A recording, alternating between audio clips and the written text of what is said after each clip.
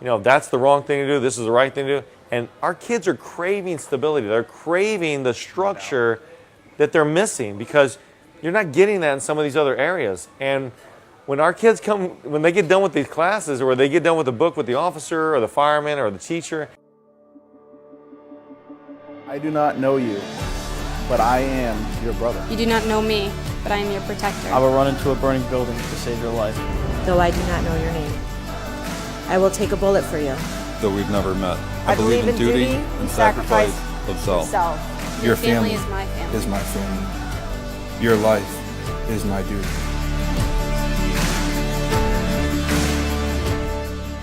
What's going on, guys? Time for another episode of Behind the Uniforms. Now, the way that this usually works is that we invite officers, first responders, veterans onto the show, normally at the whiskey wall. They have to bring a bottle of whiskey to the party, and they've got to share a positive story and a difficult story. Now, the roles are changed a little bit because this guy, we're out here in Florida for this. This guy drove 8.5 hours out to us, so I decided I was going to give him a little bourbon. Of course, we went to the package store where they didn't speak a lick of English, and there was like this and Jack Daniels, and that was about it. So I'm sorry that you get lousy bourbon today. Thank you anyways. Can you tell them all who you are? My name is Sergeant Frank. I run a program called Adopt a Cop USA, and it's a mentoring program for kids and with the police officers. And we started here in Palm Beach County, Broward, and Dade. And we've just expanded out to Louisiana, which is where I just came from. We went and fished in Venice, Louisiana, which is the fishing capital of the Gulf Coast, and met some tremendous people down there. Everybody is very, very supportive of the program, and they're sick and tired of being sick and tired of what's going on in our country. So it was really great for me to finally meet those people. I've been running around here in Florida, and in the last 2 weeks, we've got more accomplished than in the last 2 years. So we're really excited about our program, and it's called Adopt a Cop USA, and we're moving forward with the program and recruiting police officers. And a lot of the kids, when we go into the schools are excited because we have a program to help the kids behave better. Because if the conduct's not there, it's hard to teach them. So we started this program almost 2 years ago. And we had this program, and I wanted to call it the book camp instead of boot camp, because I thought, let's give them some stability. And boot camp's cool. And then a friend of mine said, what about a read-along instead of ride-along? I'm like, oh, that's even better. Yeah. So then we started the read-along program. And I was telling you about Lieutenant Dave Grossman, who wrote Sheepdogs, Our Nation's Warriors. Yep. Tremendous book, teaches kids about this, our warriors, which is our military, our police, our teachers, our servicemen, and really any adult that has the right ideals for our country. They're like, that's the wrong thing to do, this is the right thing to do. And our kids are craving stability. They're craving the structure that they're missing because you're not getting that in some of these other areas. And when our kids when they get done with these classes, or they get done with the book with the officer or the fireman or the teachers actually are saying, we can actually see a change. And I've been working with Broward School System and the head of the mentoring department. And Broward is the 6th largest school district in the country. And they're tremendous with their mentoring program. And we've partnered with them in Broward County because we understand that there's issues that are happening that most people don't see. Law enforcement are the first ones on the scene. And these kids, we want to make the first encounter with a police officer a positive thing instead of a negative thing. Because that's where we lose the trust. When they walk into the school and they don't know anybody, and there's Sergeant Frank from elementary school or even preschool, they're like, at least I know one person. Yeah, he's the police. Yeah, he's the popo, but at least I know him. And they kind of look up to you. And the police officers in these neighborhoods, I can have movie stars come, and I was just talking to a Shaq's agent on the phone the other day for 2 hours. But how often is Shaq going to drive through that neighborhood? These police officers patrol there day in and day, and at night, all the time, 24/7, 365. And that's the hometown hero they need to connect with, because when they see you at Walmart, they're like, I know him. He's that guy. He taught me this. He taught me that. And the kids really love that. And they tell their parents, oh, I know that police officer. You're the friend, not the enemy. And all of a sudden, we've changed that dynamic. We've changed the perception of law enforcement. And that's our tagline, to bridge the gap between law enforcement and the community, one child at a time. And then this weekend, we changed it from one child to one fish at a time, because now we're taking the kids out fishing. That's awesome. And that's something that the kids, they'll never forget that. When I was a kid, the most fondest memories I had as a child growing up was that connection I had with my older brother who passed away. He was the first person that bought me a fishing pole. My dad was out working, and my dad was a lot older than me, so we had a big generational gap, and my brother kind of filled that. He came back from Vietnam, he had PTSD, and I was like, there's something different here, but I didn't understand it because I was a kid. Sure. And then years later, after 25 years of law enforcement, I was like, I think I know what happened. And that's why we're working hard too. We have the mentoring program, we have a fishing program, we have an outdoor program, and we also want to help our police officers and first responders and our veterans with their PTSD issues, because it's that important. We're losing too many quality people to something that, they went out there to protect us at night. It's our turn to return that favor. So that's where we're at. So you got to share with me some good, some tough, and I'm really this is really lousy whiskey. Is it? Let me see how good it is. It's not very good.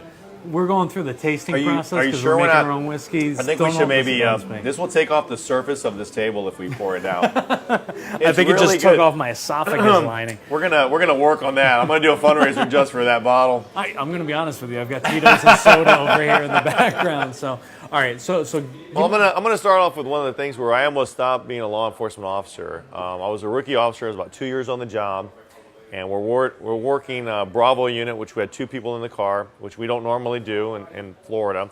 It's usually a one-person car, and we're driving down the neighborhood. We're in our community, we're on patrol, and we hear this tremendous crash. I mean, at first, it was so, I almost thought it was an airplane crash. It was that loud.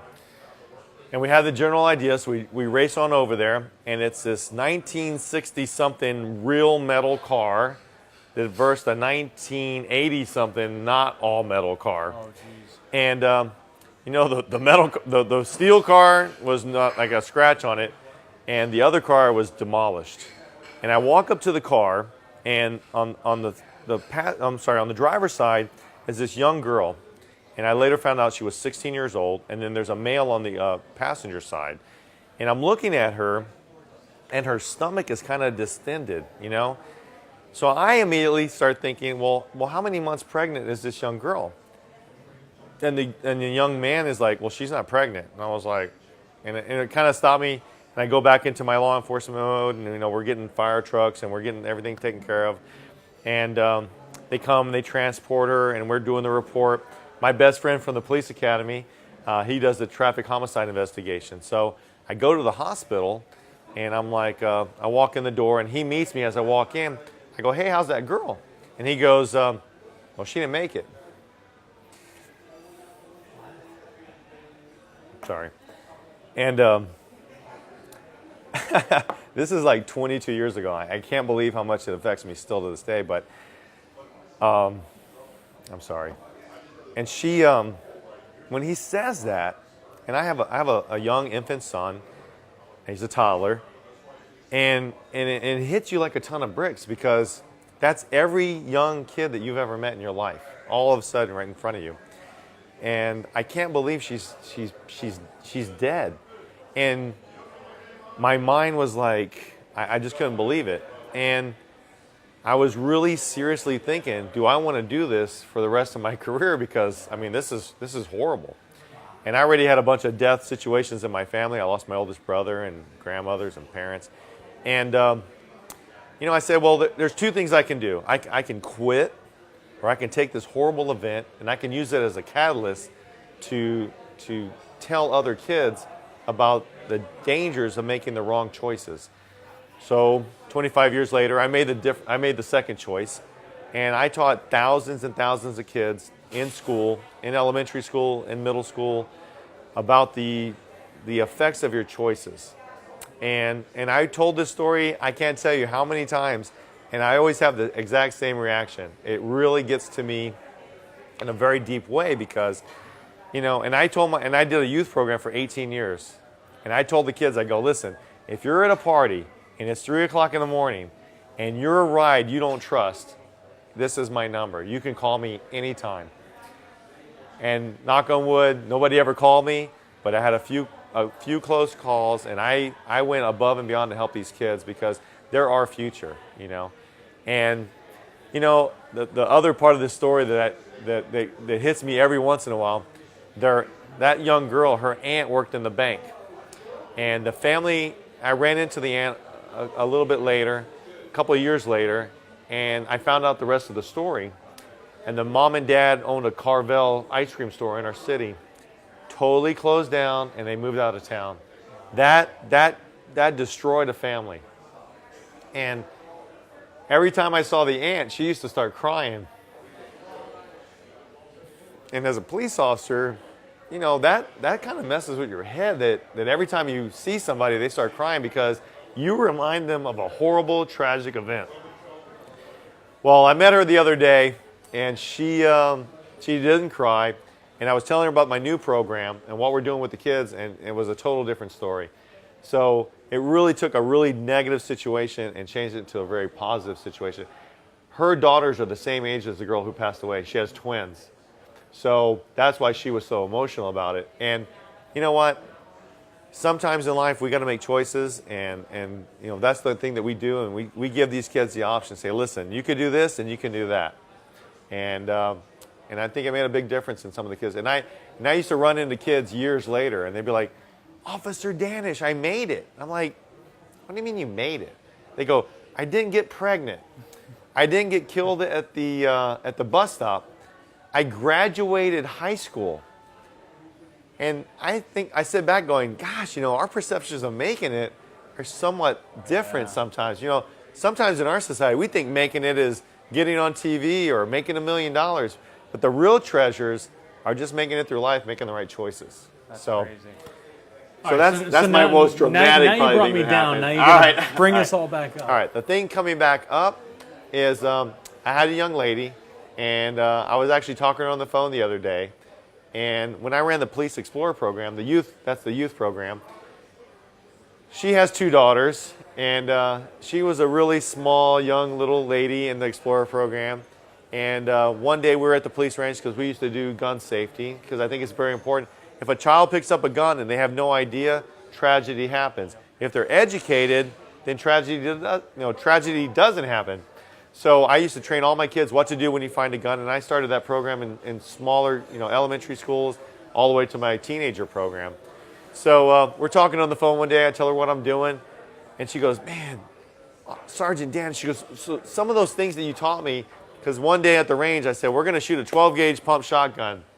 And she's about 80 pounds wet, And in the TV, if you shoot that gun, you go flying backwards, right? So she's like, I don't want to do it. I go, you have to do it. She goes, I don't want to do it. I go, you're going to do it. She goes, okay.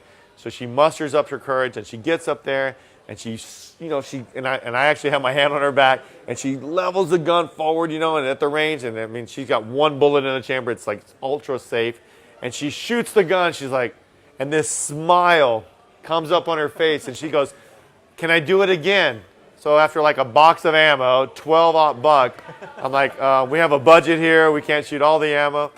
And she goes, that kind of adversity that you made me face, when I faced adversity as an adult, I thought back of those times, and it made me stronger. And I said, oh, no, I can do this because I was already trained to do this. And I know I can do it because you told me I could do it. That's awesome. And it turns out that young lady, her dad was a sexual predator, because I had some officers doing sexual predator checks, and they go, hey, man, do you know that this guy lives in this house? And I was like, no. And that kid, because of her resiliency, prevented anything bad ever happening to her with that situation. Wow, that's crazy. So, not a lot of times in law enforcement, you can see the positive things that happen. You write somebody a ticket, who cares, right? Right. But when you have kids come back to you and say, man, I'm a parent now, and this is what I'm doing, and you help me, dude, that's priceless. That's awesome. That's priceless. So how can people keep following the program that you're working on? You can come to our website. It's adoptacopusa.org. We're on Facebook, Twitter, Instagram. It's Adopt a Cop. I think it says Adopt a Cop, Sergeant Frank 606 or something like that. Look it up. You'll find it. Yeah, you can't. You'll find me or I'll find you, one or the other. And we're just really excited because there's nobody in the country is doing this program. There's not a single police-oriented program for mentoring in the United States. That's crazy. And the other thing that we found out is, with our officers, because we're doing mentoring with the kids, we're doing a fishing program, we're doing an outdoor program, and then we got to the program, or the part about where police officers are actually committing suicide in our country. 108 police officers killed themselves last year. 138 died in the line of duty. I said, man, something's bad is happening here. How can we make a difference with that? Well, as we train these children, there's not one facility in the entire United States that just treats police officers for PTSD. Not one. So we have some property in Texas that we're looking at developing to bring our police officers out there. Right outside of San Antonio, there's four major colleges that deal with mental illness, and we're going to bring some of those students out there to help our veterans, our police officers, our firefighters to handle this situation, and we're going to build resiliency back in our country because Adopt a Cop USA wants to put back in the United States of America. That's awesome.